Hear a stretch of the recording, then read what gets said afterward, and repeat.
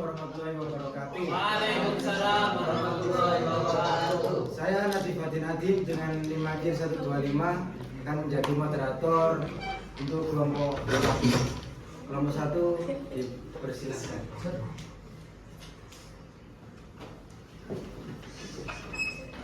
Assalamualaikum warahmatullahi wabarakatuh. Waalaikumsalam warahmatullahi wabarakatuh. Kami perwakilan dari kelompok 1 ingin mempresentasikan PPT kami yang berjudul Operasional pada PT Karisma Kaisar Batu Licin.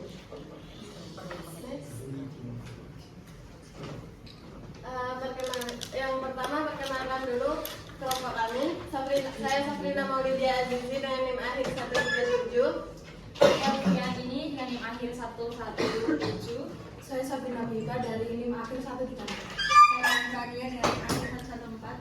Saya Sabri Jalani Gonzami dengan NIM akhir 138. Saya Sunai Kemal Abroad dengan NIM akhir 145. Saya Rizal dengan Mas Kuryan dengan NIM akhir 135. Iya, Mas. Baik, latar belakang dari PT Karisma Kaisar Batu Licin sendiri adalah perusahaan yang bergerak di bidang minyak non subsidi, bahan bakar minyak non subsidi. Di dalam dunia bisnis yang semakin kompetitif ini, penting sekali bagi perusahaan untuk menerapkan praktik yang transparan. Di sini kami juga merumuskan beberapa pertanyaan kunci yang akan kita jawab dalam penelitian ini, seperti bagaimana efisiensi operasional dan peran kepemimpinan dalam perusahaan. Selanjutnya tujuan dari penelitian kami yaitu yang pertama ada tujuan umum yang mengungkap bagaimana berjalannya praktik bisnis pada perusahaan PT Karisma Kaisar Batu Licin. Kemudian ada tujuan khusus yang mencakup analisis efisiensi operasional. Kemudian ada identifikasi peran kepemimpinan, lalu ada kajian pengaruh sumber daya manusia terhadap operasional perusahaan.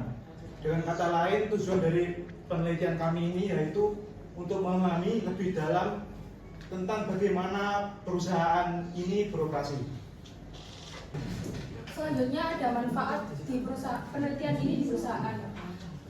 Penelitian ini diharapkan dapat memberikan pemahaman yang mendalam tentang praktek operasional dari perusahaan untuk industri penyediaan bahan bakar, di mana itu selain hasil penelitian ini bisa menjadi referensi untuk mahasiswa yang ingin mengembangkan strategi bisnis dan perbaikan sistem manajemen di perusahaan sejenis.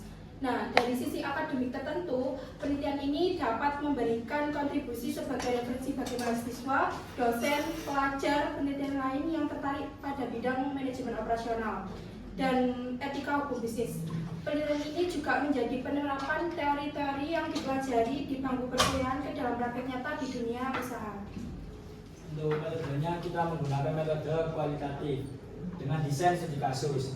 Lokasi penelitian kami yaitu di rumah dari pemilik PT Karisma Kaisar Batu Licin, di mana kami melakukan wawancara dan studi dokumen untuk mengumpulkan data yang relevan. Ini membantu kami mendapatkan gambaran yang lebih jelas tentang operasional, tentang bagaimana perusahaan itu beroperasi. Baik, kemudian hasil penelitiannya. Nah, hasil penelitian ini menunjukkan bahwa PT Karisma Kaisar Batu Licin ini menekankan pada kualitas produk dan juga profesionalisme. Nah, temuan khusus yang diidentifikasi pada studi ini yaitu yang pertama ada efisiensi operasional, yang mana perusahaan ini berhasil menerapkan efisiensi pada distribusi BBM, kemudian menjaga ketepatan waktu dan kualitas pelayanan. Kemudian temuan yang kedua adalah optimalisasi armada. Nah, perusahaan ini mengelola armada baik darat maupun laut ini dengan sangat baik, kemudian juga menggunakan berbagai kapasitas untuk memenuhi kebutuhan pelanggannya. Kemudian temuan yang terakhir adalah tantangan dalam pengelolaan karyawan. Nah, tantangan dalam pengelolaan sumber daya manusia ini menjadi fokus yang sangat penting karena dapat meningkatkan efektivitas operasional dan kualitas pelayanan. Nah, informasi ini dapat menjadi wawasan berharga dalam praktik dan strategi untuk dapat diterapkan pada perusahaan dengan bidang dan industri yang sama. Dan kami juga menjelaskan tentang bagaimana PT Karisma Kaisar Batu Licin dalam mengatur sistem distribusi yang lebih efisien dan armadanya bisa dipakai seoptimal mungkin untuk memenuhi kepuasan ataupun permintaan pelanggan. Dan kami juga menggarisbawahi betapa pentingnya peran kepemimpinan untuk menjaga kualitas kerja serta sikap untuk menghadapi tantangan yang penting. Kesimpulannya adalah operasional perusahaan harus dijalankan secara profesional dan responsif terhadap dinamika lapangan. Keterlibatan langsung pemilik dalam perusahaan, pengawasan operasional menjadi faktor penting dalam keberhasilan distribusi. Kami juga memberikan beberapa syarat untuk pengembangan di masa depan, seperti optimalisasi teknologi informasi dan penyusunan dokumen standar operasional prosedur. Terima kasih. Terima kasih. Ya, mari. Ya, terima kasih atas perhatiannya. Nah, sudah kita jawab tadi. Tanya apa? Ini jalan kalau kau pun. Itu apa ya? Oke, maaf ya. Masa tanya jawab. Apakah ada yang ingin bertanya untuk materi kelompok pertama? Silakan Indra. Silakan Indra. Saya Melly Nurmatasyari dengan NIM 081324 salah.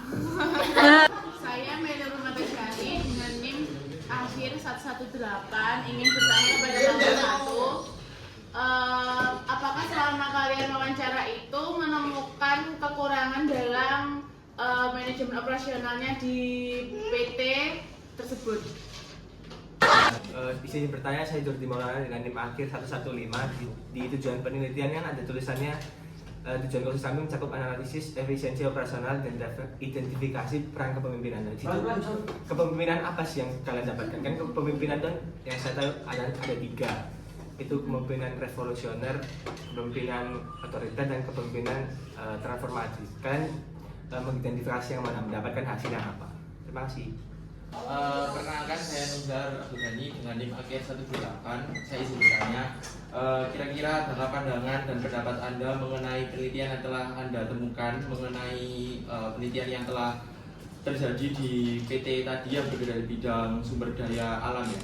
Nah, itu apakah dia itu taat pada peraturan dan regulasi pemerintah, yang mana itu kan pasti ada beberapa hal yang tidak benar dilakukan oleh mereka gitu kan. Misalnya mereka kan bekerja di bidang kayak alam gitu kan ya, resources. Terima kasih. Yaitu pertanyaannya adalah dalam tujuan penelitian tertera bahwasanya kalian mendapatkan peran kepemimpinan dalam perusahaan tersebut. Bentuk kepemimpinan model apa yang kalian dapatkan?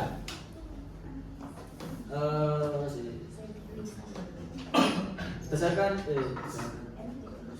kepemimpinan yang saya dapatkan yaitu adalah kepemimpinan transformasional, yaitu ada ciri-cirinya, yaitu yang pertama penciptaan budaya kerja yang produktif dan inovatif. Terus yang kedua itu komitmen pada pengembangan karir dan kompetensi karyawan. Terus yang ketiga itu adanya komunikasi terbuka dan kolaborasi antara tim. Terus yang keempat itu kepemimpinan yang visioner dan memberi penghargaan atas prestasi. Mengapa termasuk kepemimpinan transformasional? Karena pemimpin tidak hanya fokus pada hasil kerja, tapi juga memotivasi, terus menginspirasi serta meningkatkan potensi kreativitas bawahan. Itu khas dari gaya kepemimpinan transformasional. Nizar, tadi pertanyaannya bagaimana pandangan dan pendapat kelompok mengenai hasil temuan yang telah ditemukan di PT tersebut. Mengingat PT tersebut bergerak di bidang alam dan pastinya biasanya terdapat beberapa regulasi dari pemerintah yang harus ditaati oleh perusahaan. Apakah perusahaan sudah melakukan bisnis tanpa melanggar regulasi pemerintah? Nah, pandangan dan pendapat kelompok terhadap hasil temuan penelitian kita itu berdasarkan hasil temuan yang kami peroleh melalui wawancara langsung dengan pemilik PT Karisma Kaisar Batu Licin, kami memandang bahwa secara umum perusahaan ini telah menjalankan kegiatan bisnisnya dengan memperhatikan aspek legalitas yang berlaku.